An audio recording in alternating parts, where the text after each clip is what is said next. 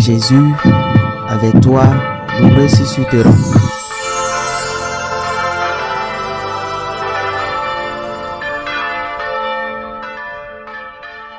En ce temps-là, Jésus se manifesta encore aux disciples sur le bord de la mer de Tibériade, et voici comment.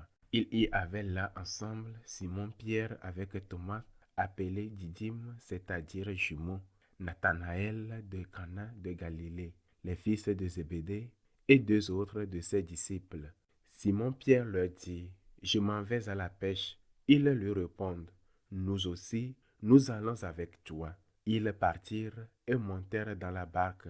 Or, cette nuit-là, ils ne prirent rien.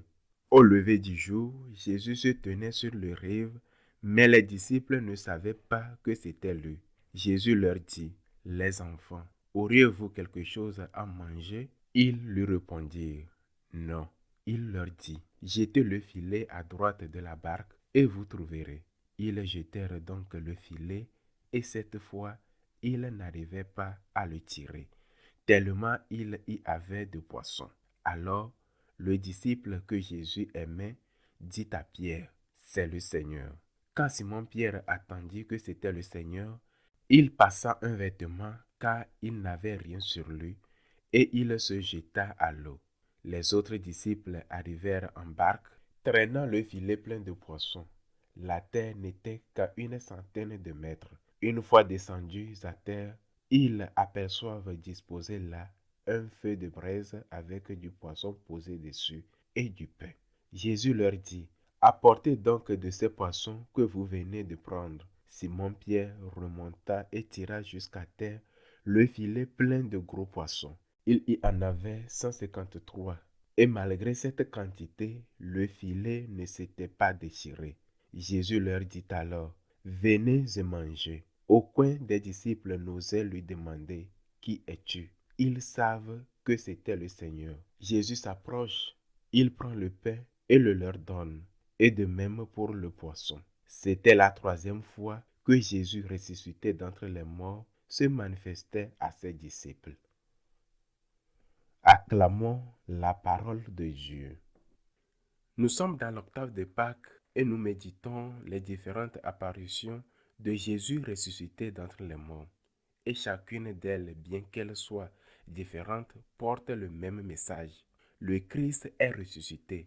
Nous en sommes témoins, disent les apôtres. Et nous donnerons notre vie pour en témoigner.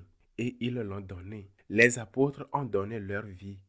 Ils ont versé leur sang pour la vérité, pour le Christ ressuscité. Mais ce message principal n'empêche pas qu'il y en a d'autres. Il y en a d'autres aussi très importants. Dans l'évangile d'aujourd'hui, par exemple, il y a d'abord un acte de solidarité, un acte de charité, un acte d'amour entre les apôtres. Simon-Pierre dit: « Je pars à la pêche. » Et les autres lui disent: « Nous venons avec toi. » Ils partent ensemble, ils partent en communauté, ils partent en groupe. La solidarité, la charité, l'amour. Il faut noter que les fils de Zébédée, Jacques et Jean, n'étaient eux aussi pécheurs. Ils savent pécher.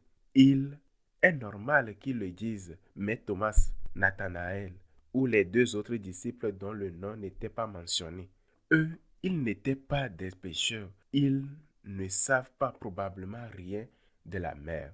Mais c'est un geste d'amour, un geste de solidarité, un geste de fraternité. Et que dit le Seigneur?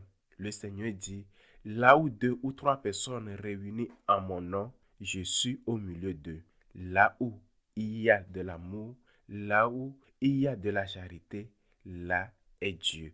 Dieu est présent. Quand il n'y a pas d'unité dans une communauté religieuse, dans une famille, dans un pays, alors Dieu n'est pas là.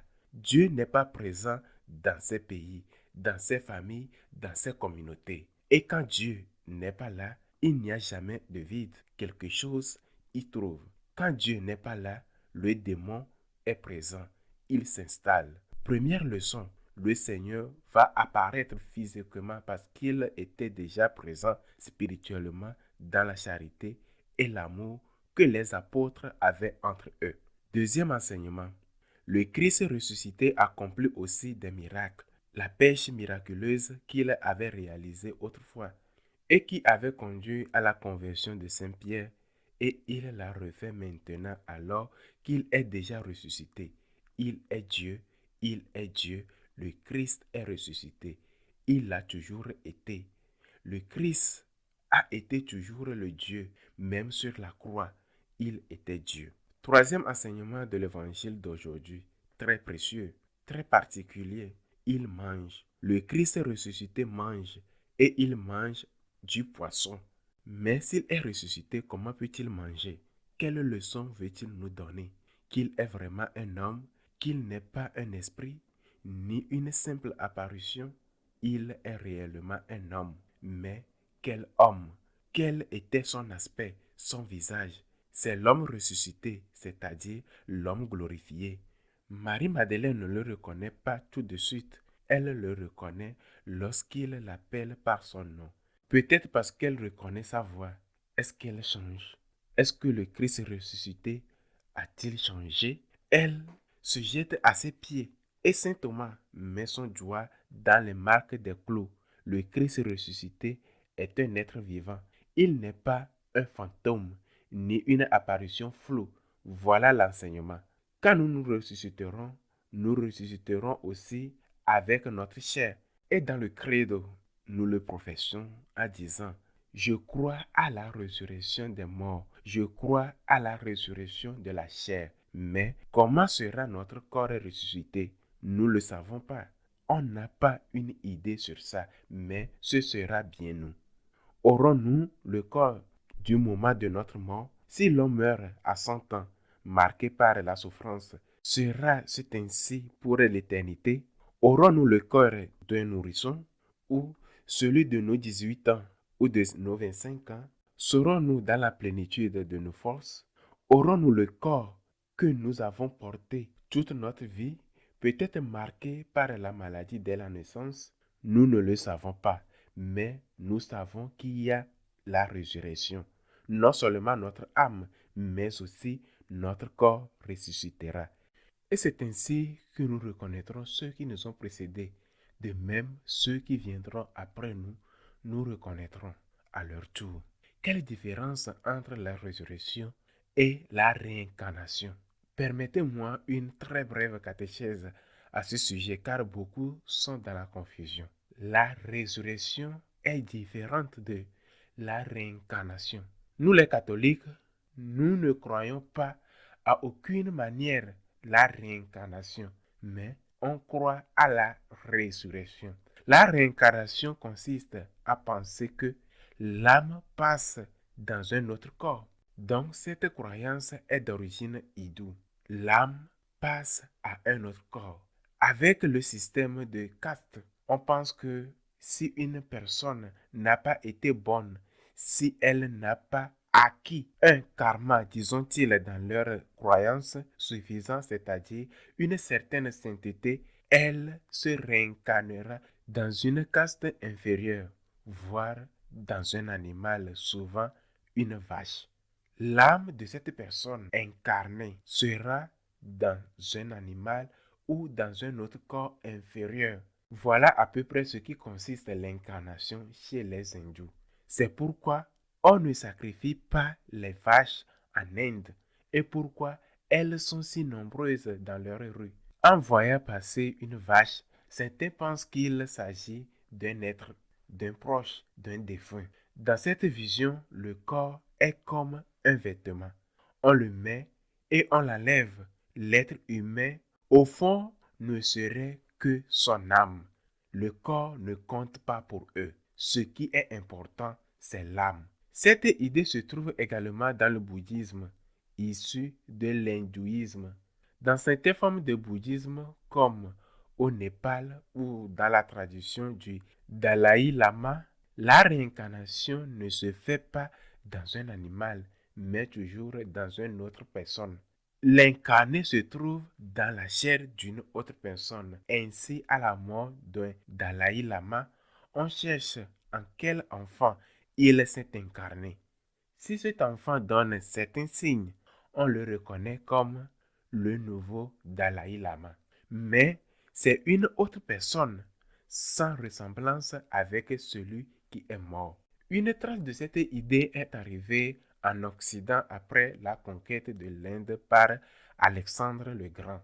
Platon, grand philosophe grec, affirmait que le corps est la prison de l'âme, c'est-à-dire notre âme est enfermée dans notre corps.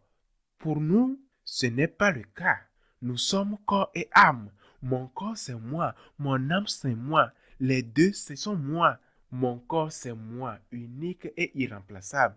Mon âme, c'est moi, unique et irremplaçable.